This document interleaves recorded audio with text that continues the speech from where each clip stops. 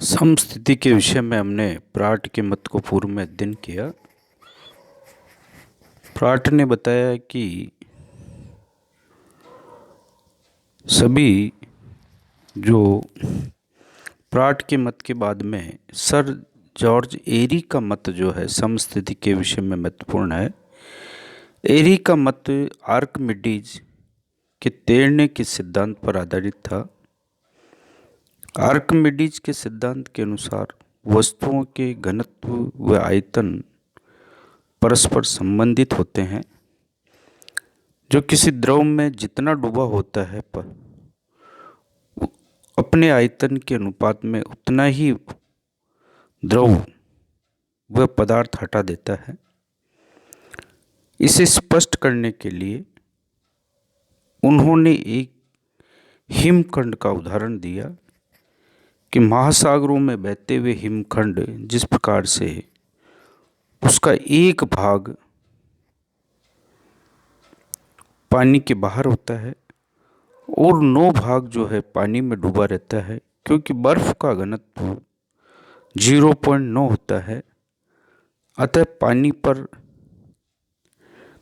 हिमखंड तैरते हैं और इस तैरने की क्रिया में एक भाग पानी के बाहर होता है और 9 भाग जो है पानी में डूबा रहता है। एरी के अनुसार स्थलखंड के उठे हुए भूभाग अपनी ऊंचाई की अपेक्षा 9 गुना आधा स्तर में डूबे होने चाहिए, जैसे आइसबर्ग पानी में 9 गुना डूबा रहता है।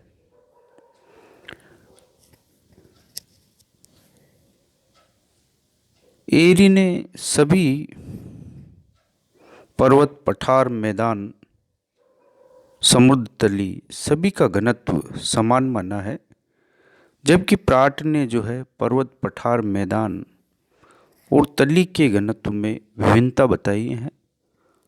उन्होंने कहा है कि सभी जो भूस्वरूप है उनका घनत्व भिन्न भिन्न है, जबकि एरी के अनुसार सभी का घनत्व समान है। एरी ने रूट सिद्धांत दिया कि जो पदार्थ जितना अधिक ऊंचा है उतना ही भूतल के अंदर धंसा हुआ है, जबकि प्राट के अनुसार एक क्षतिपूर्ति रेखा पर सभी पदार्थ समान गहराई पर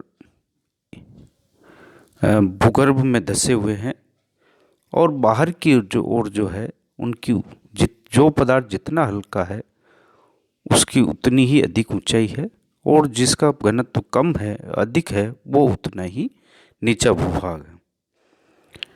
एरी ने हिमालय के कम आकर्षण का समाधान प्रस्तुत किया।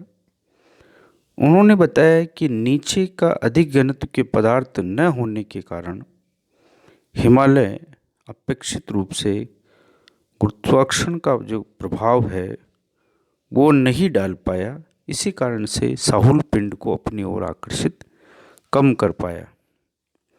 समान घनत्व किंतु विभिन्न ऊंचाई वाले तांबे के टुकड़ों को पारे में भरे बेसिन में डुबो दिया। ये टुकड़े आकार और आयतन की असमानता के कारण भिन्न भिन्न गहराई तक डूबे।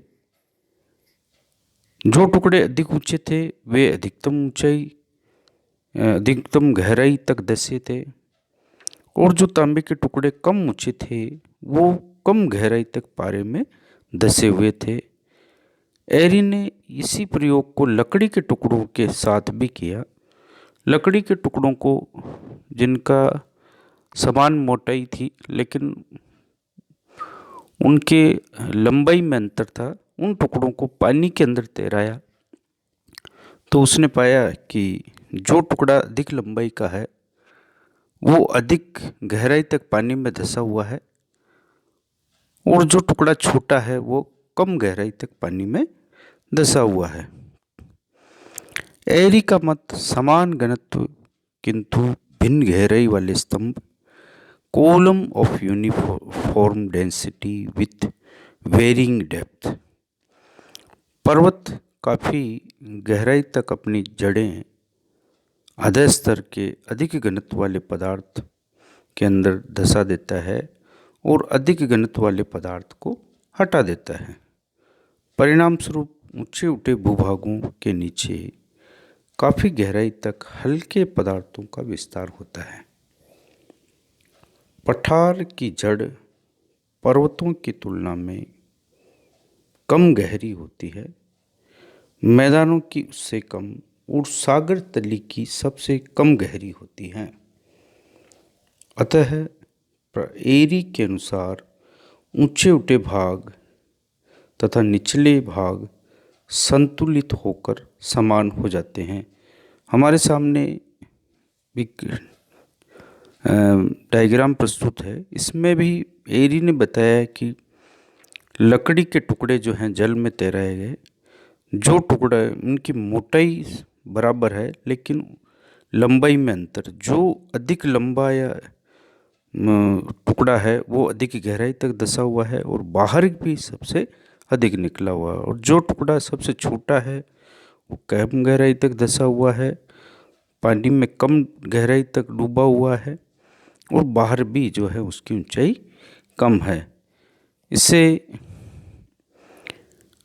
एरी और प्राट के मत में ये अंतर है कि एरी ने जो है विभिन्न भू आकारों का घनत्व अलग समान माना, जबकि प्राट ने जो है विभिन्न भू आकारों का घनत्व समान माना।